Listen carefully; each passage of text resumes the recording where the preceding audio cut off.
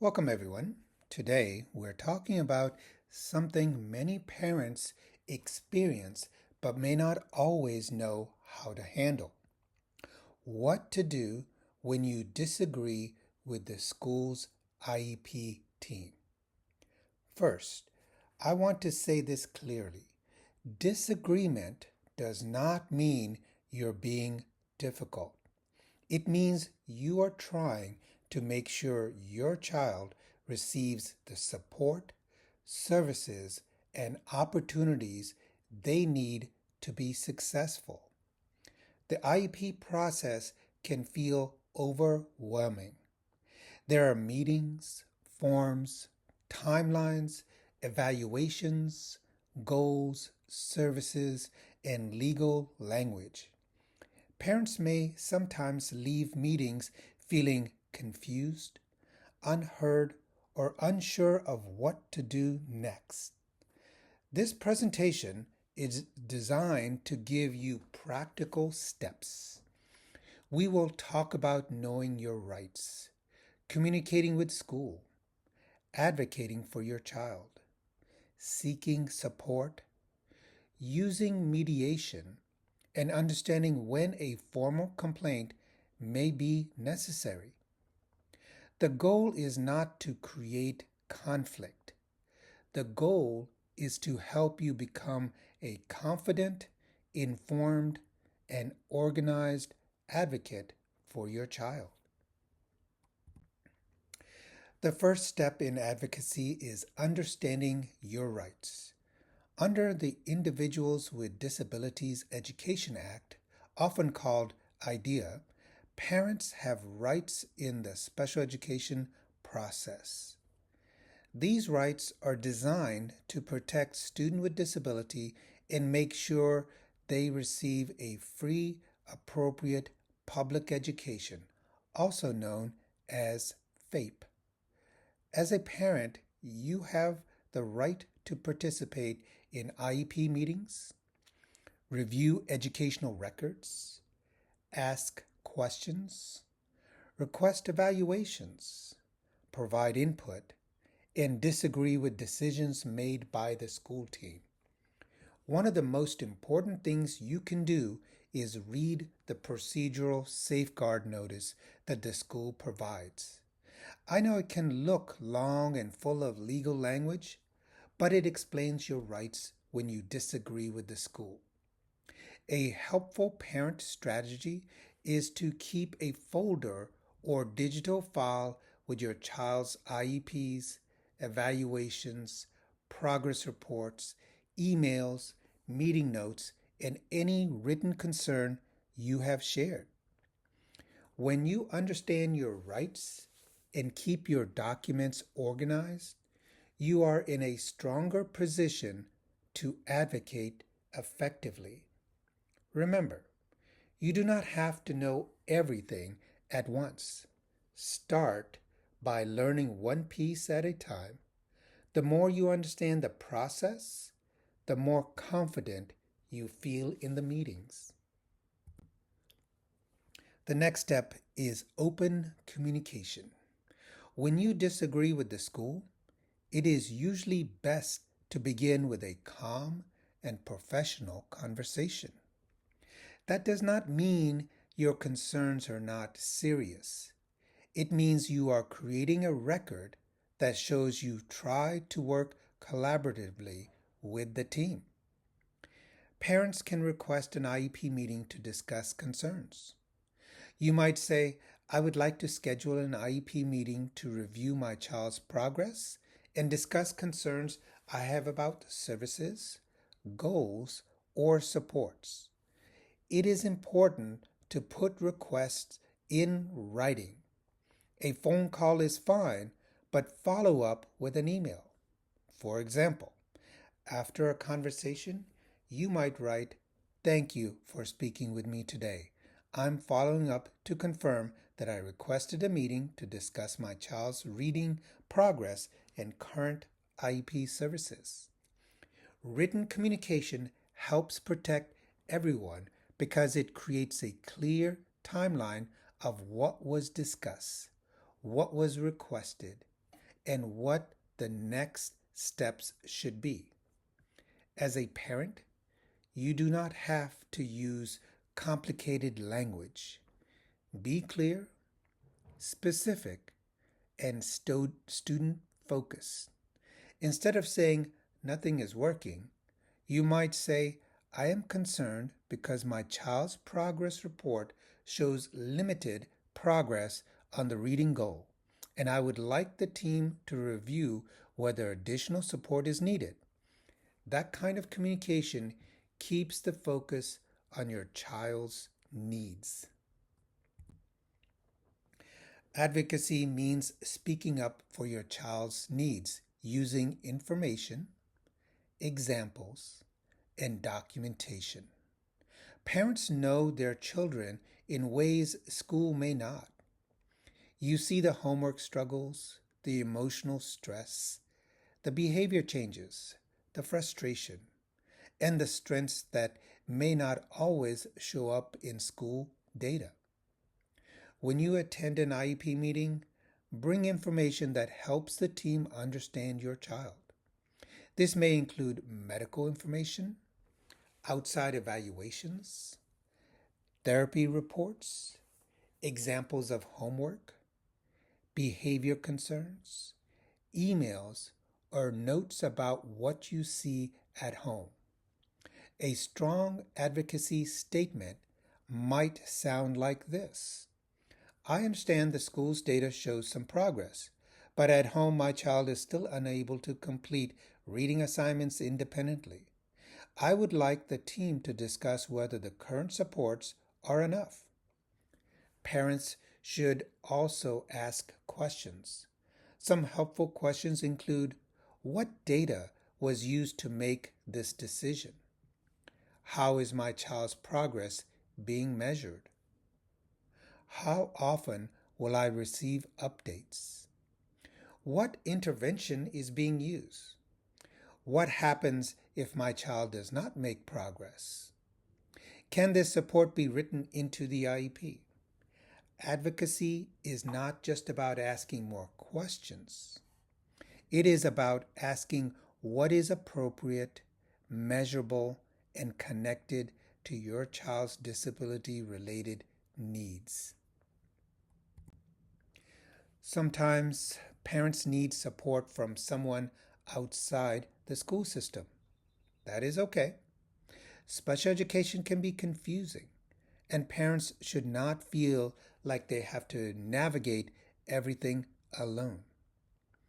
You may want to reach out to a parent advocacy organization, a disability rights group, a legal aid organization, a special education advocate, or another trusted professional who understands the IEP process. External support can help you prepare for meetings, understand documents, organize your concerns, and decide what questions to ask. Before bringing someone to a meeting, it is helpful to notify the school. You can simply say, I will be bringing an advocate with me to the IEP meeting to support my understanding of the process.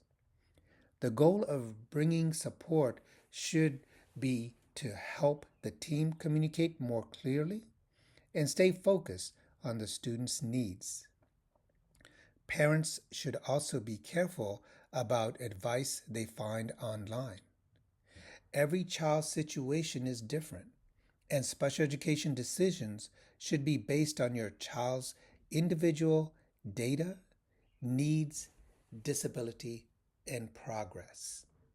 The right support can help you feel less overwhelmed and more prepared. If communication does not resolve the disagreement, mediation may be an option. Mediation is a voluntary process where a neutral person helps the parent and school talk through disagreement and try to reach an agreement. The mediator does not take sides. The mediator helps both parties communicate and look for possible solution. Mediation can be helpful when both sides are stuck but still willing to work together. For example, maybe the parent believes the child needs more services, and the school believes the current services are enough. Mediation gives both sides a structured way to discuss the concern. Parents should prepare for mediation by bringing documents, writing down the main concerns, and identifying possible solutions. It is also helpful to focus on the most important issues rather than trying to address every frustration at once. A parent might prepare by writing. My main concern is my child's lack of progress in reading. The data I want reviewed includes progress reports, classroom work, and outside tutoring records. The outcome I'm requesting is additional reading support or a review of current services. Mediation can help avoid a more formal legal process, but parents should still take it seriously and come prepared. Filing a complaint is usually considered after other efforts have not resolved the concern. A state complaint is a formal written complaint submitted to the state education agency. This is typically used when a parent believes the school has violated special education law or failed to follow the IEP. For example, a parent may consider a complaint if services listed in the IEP are not being provided, evaluations are not completed within required timelines, the parent was denied participation, or the school failed to implement important parts of the IEP. Before filing a complaint, parents should gather documentation. This may include the IEP, emails, service logs, progress reports, meeting notes, and any written request made to the school. It is important to understand that formal complaints and legal action can take time and may feel stressful. That does not mean parents should avoid them when they are necessary. It means parents should be prepared, organized, and clear about what issue they are asking the state to investigate.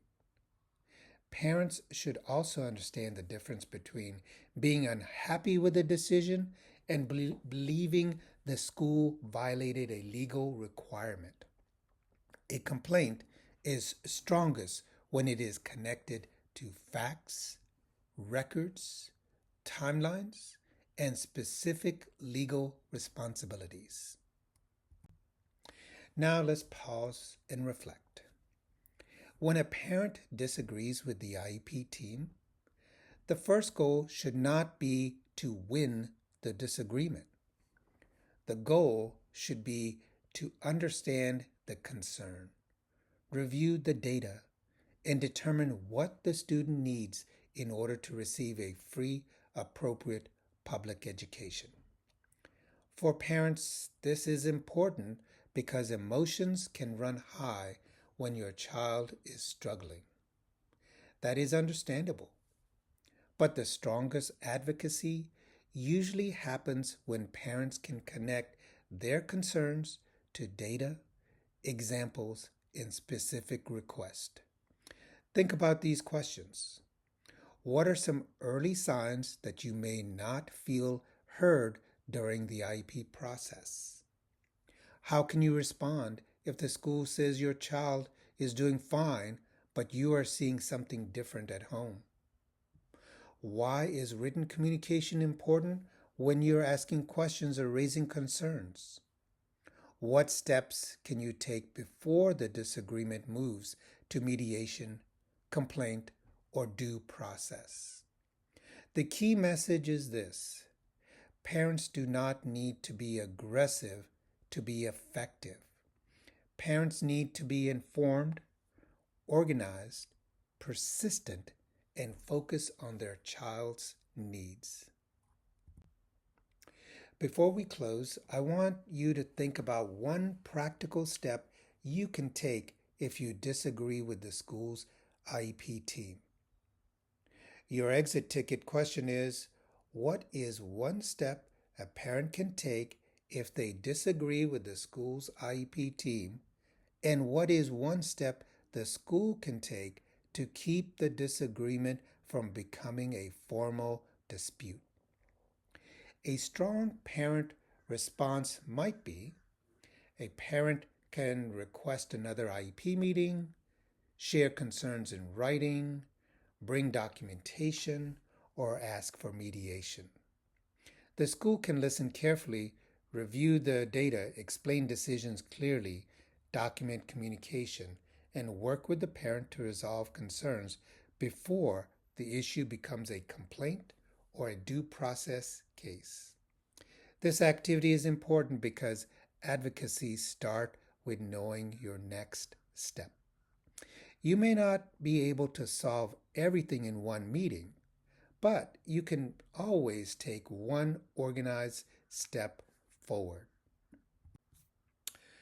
There are times when parents and school staff do not agree on what a child needs. This can happen around services, placement, goals, evaluations, behavior support, accommodations, or progress. Before moving to formal dispute options, parents and schools often try informal approaches. This may include reviewing the IEP, revising goals, requesting more data, holding another meeting, or discussing new supports. One of the most powerful things parents can do is keep communication in writing.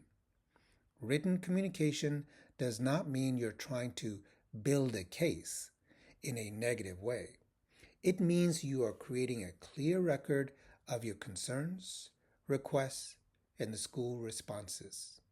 For example, instead of only saying in a meeting, "I do not agree," follow up in writing. "Thank you for meeting with me today. I continue to have concerns about my child's progress in math. I'm requesting that the team review current intervention data and consider whether additional support is needed."